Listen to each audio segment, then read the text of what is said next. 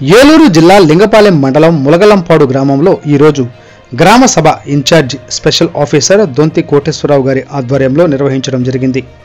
ఈ కార్యక్రమంలో గ్రామ సర్పంచ్ రాజేష్ బాబు, అలాగే తెలుగుదేశం యువనేత ఇనుగంటి దినేష్ బాబు, లింగపాలెం మండలం రైతు అధ్యక్షుడు బొల్లిన పుల్లారావు గారు మరియు గ్రామ సచివాలయ సిబ్బంది మరియు గ్రామ ప్రజలు పాల్గొని అనేక సమస్యల గురించి తెలియజేయడం జరిగింది.